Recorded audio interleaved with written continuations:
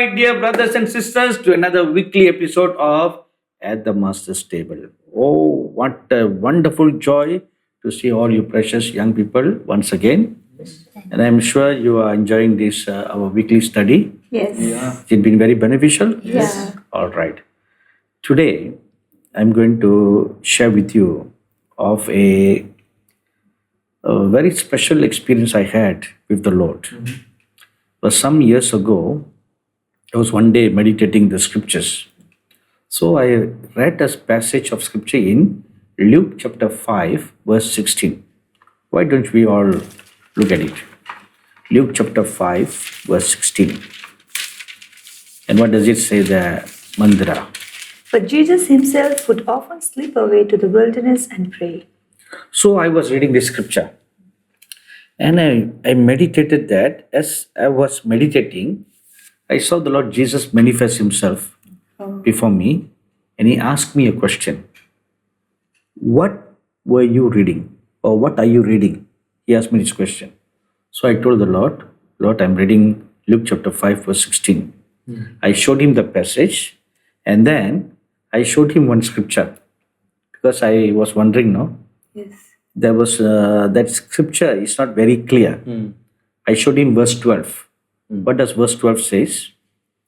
While he was in one of the cities, behold, there was a man covered with leprosy, and when he saw Jesus, he fell on his face. So what is the name of the city? No name. One of the He cities. says one of the city, no? So that was the question I asked the Lord. Lord, what is the name of the city? Why did you want to know? Curious.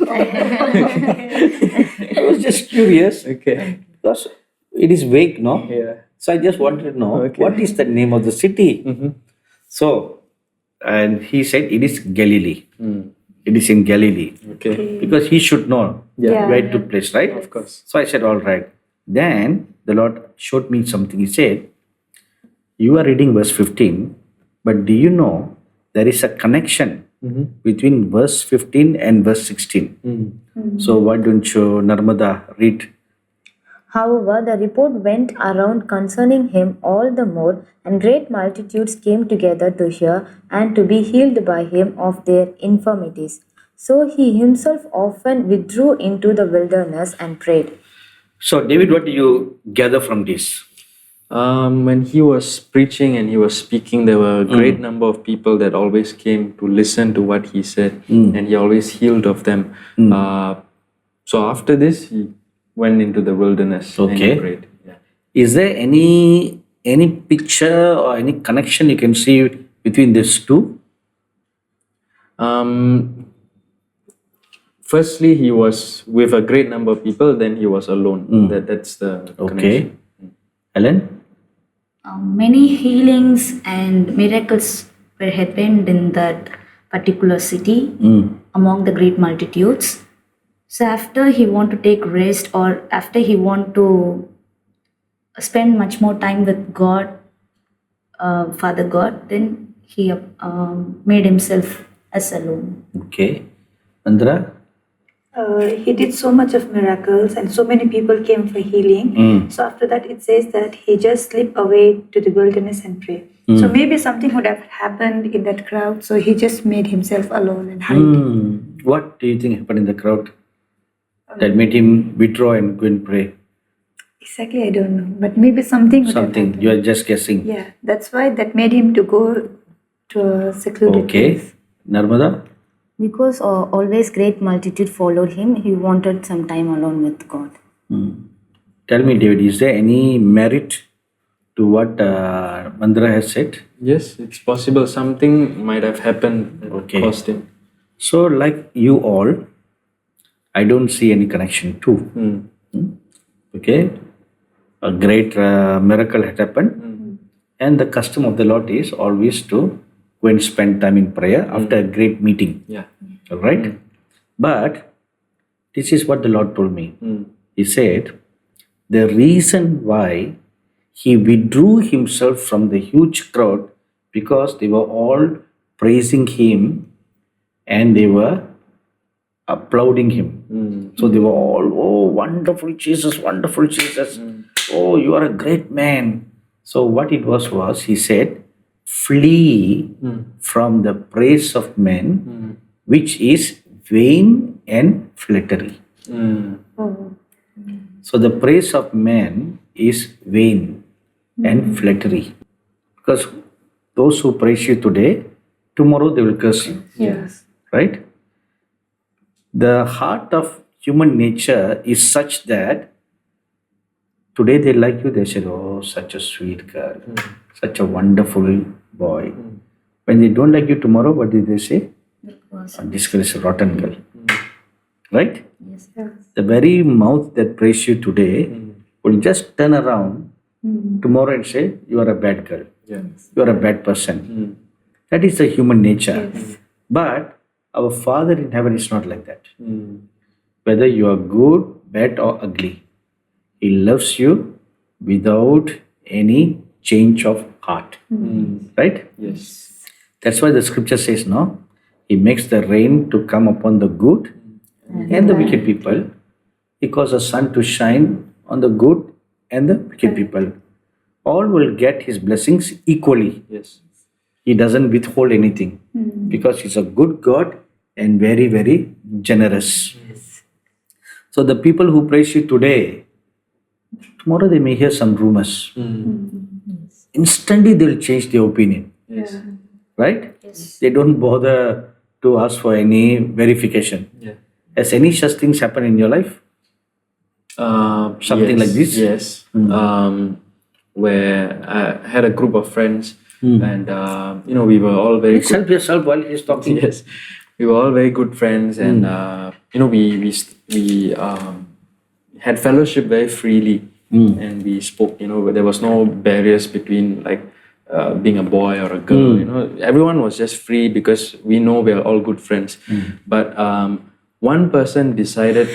Someone outside of this circle spread a rumor saying that I have bad intentions towards one of the girls, and and all that. So the moment he said that, people, when it came into this group, they all started to stop talking to me or not be as free as before. And I started to realize it, but I did not know what was going on. Eventually, maybe about more than a year later, then I came to find out that this kind of rumors went about, and nobody actually cared to come and ask me if it's true or to verify. And I know for sure that I never had such a heart, but nobody cared to come and ask, and they just assumed that is what his intention is, and they all just went with it. So it was quite sad. What about Narmada? Was there any situation in your life that something like this happened? No, you have always been surrounded with good people. No, I didn't have the experience where people praised me and then they left me. I didn't have like that. Not yet. Not yet. No, I didn't have. What about Helen? Had several experience during my college days. Among the several, something that really touched you the most. Yeah, really, that incident has changed my life. That is my turning point. Once I had during my college days, I had a lot of friends. My UG, there, as David said, someone came and spread the rumor about the relationship between one guy and with me.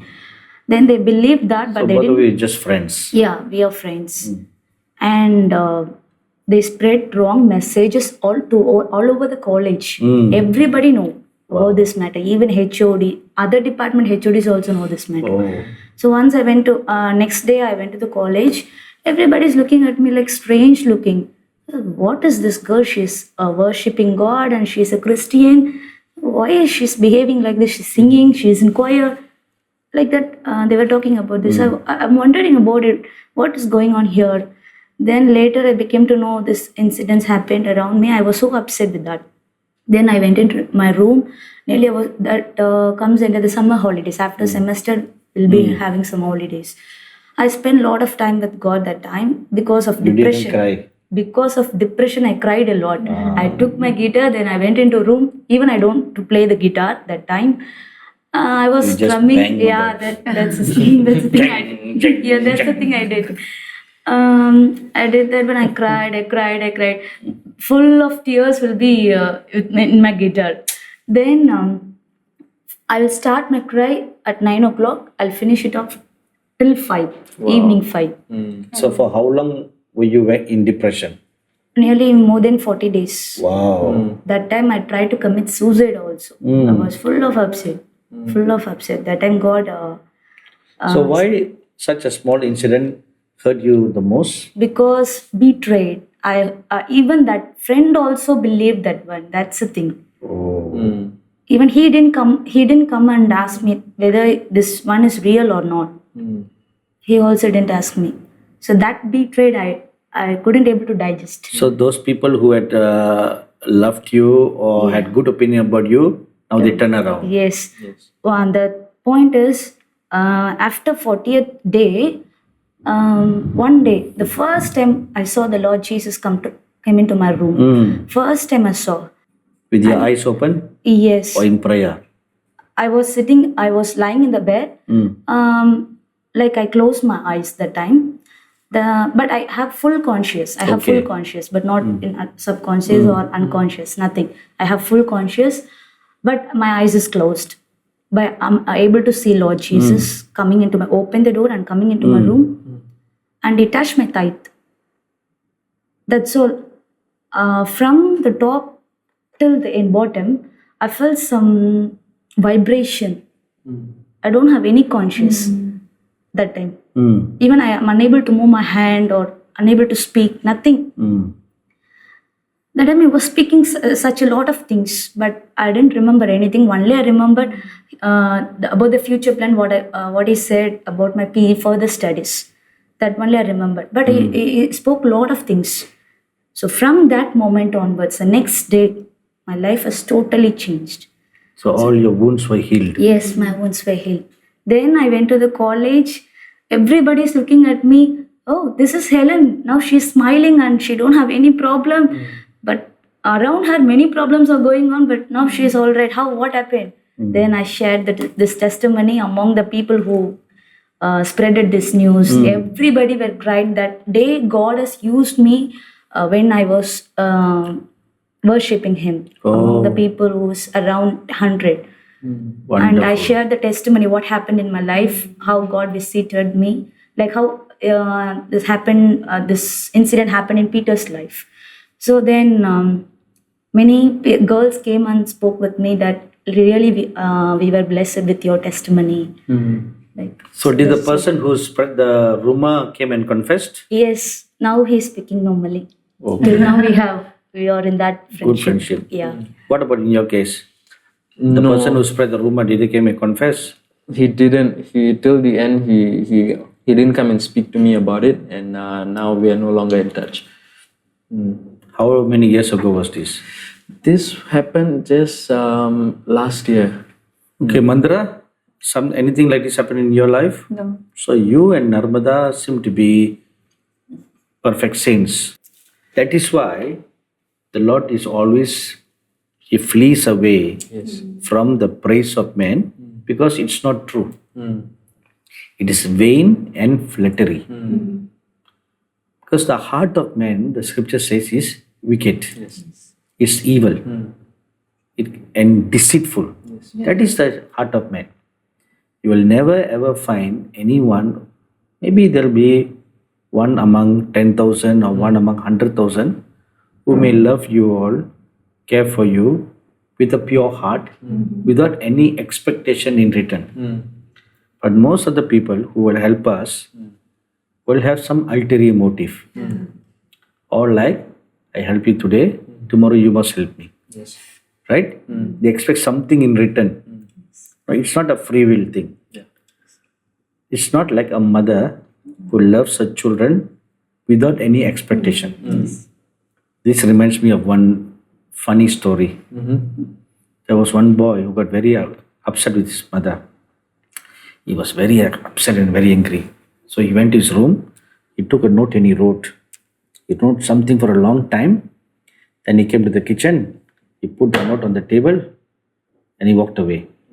So the mother took the note and she read, "Oh, last week I washed plates for you. For that, you need to pay me $10. So, for all the works that he has done for the mother, he wrote it down and he put the money, all the How much? bill, right? And then he totaled $220. Mother, you have to give to me. So the mother looked at the note, she turned the paper around and she wrote, "For 9 months I carried you in my womb, no charge. I cared for you from baby, I never slept, no charge." So she wrote one by one, for all the hurts that you gave me and for all the tears that I shed for you, no charge. At the end, she wrote total, no charge. So she gave it to her son. When he read that, he cried and he cried and he cried. And he went and asked his mother for forgiveness. So only a mother can do like that. And that attitude a mother has is from the Lord. Because again, no, human heart is wicked. So even a mother's heart is deceitful and wicked. But you know why I say a mother's heart is deceitful? Because a mother only does that to her own children, not to a stranger. Yes. So that itself is selfish love, It is. Yeah. not pure love. Pure love is when you are able to love a stranger as your own. Then that is pure love.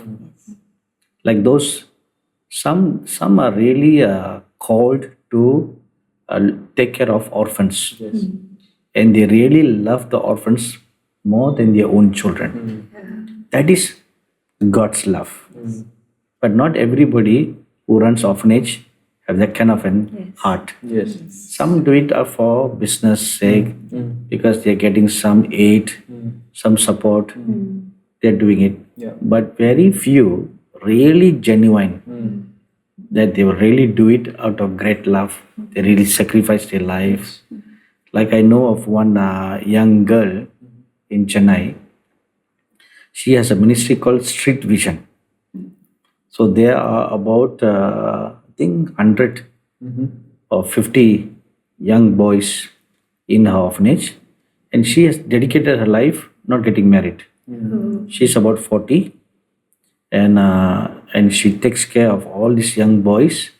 Some of them are semi-orphan, and or many of them are from very poor, destitute family, where their father and mother have no income to take care of the children. So she keeps them all in their homes, feed them, give them good education, and then brings them up in the way of the Lord. And that kind of a heart is genuine. God's love poured into their hearts.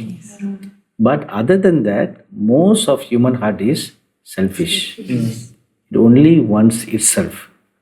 The mother wants her child to be the best. She doesn't care about other child, right?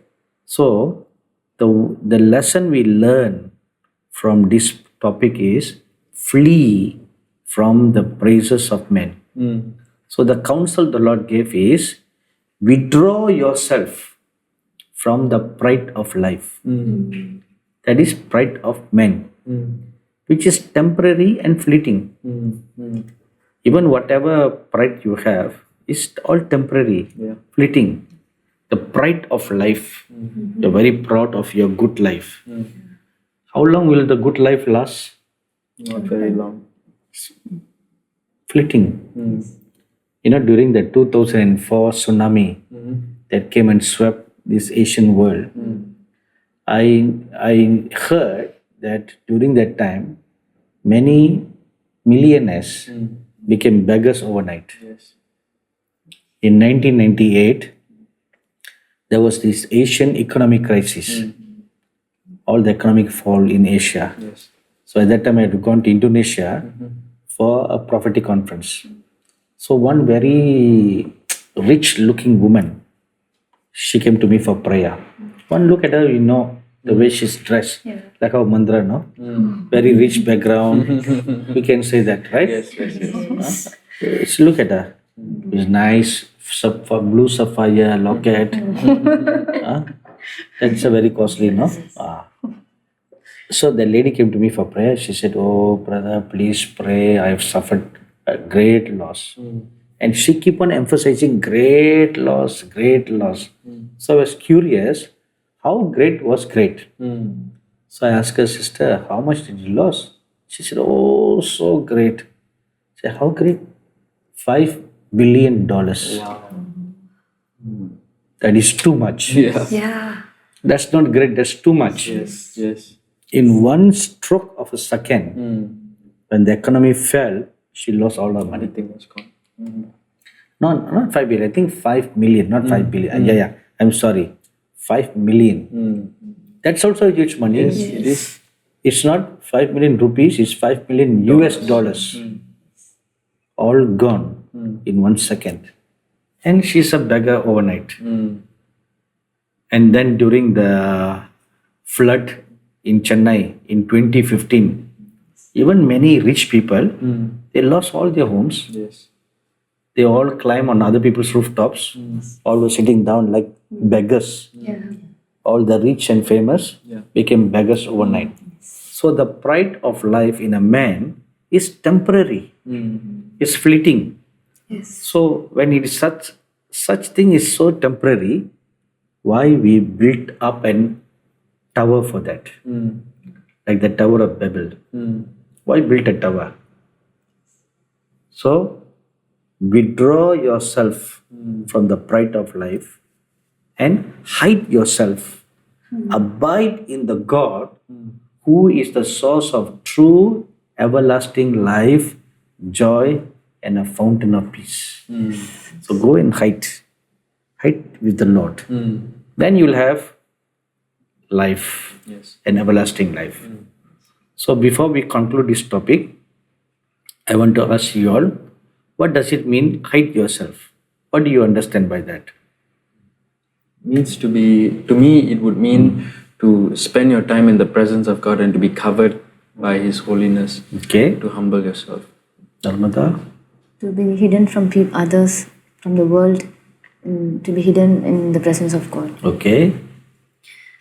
For me, it's like when people praises us saying this and that, we just need to place everything before God and humble ourselves. Helen? We need to be hidden from under His wings. Now, if you read that in verse 16, so He Himself often withdrew. Now, look at the word often. So, it's not just one time event. This happened often in His life.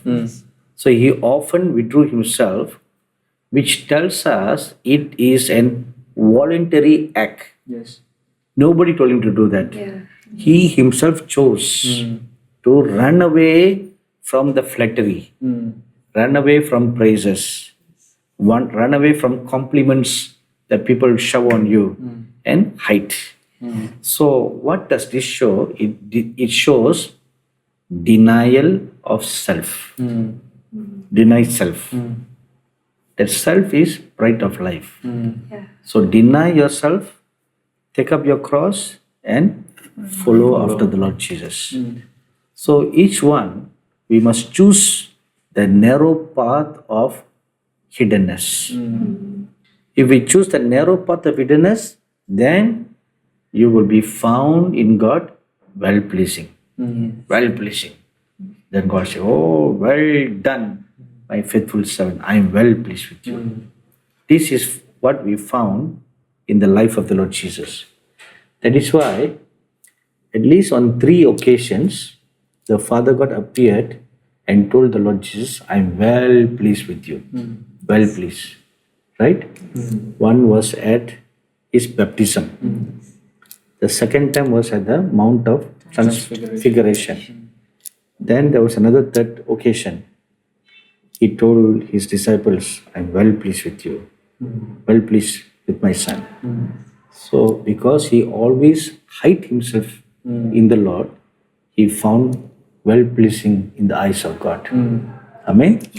All right, let's bow our head for a word of prayer, and David will do us the honors of praying. Father, we thank you for this important lesson you have given us, O God. We pray, Lord, that you'll help us just like how you always did, God. When people praised you, you withdrew yourself to be with the Father, Lord.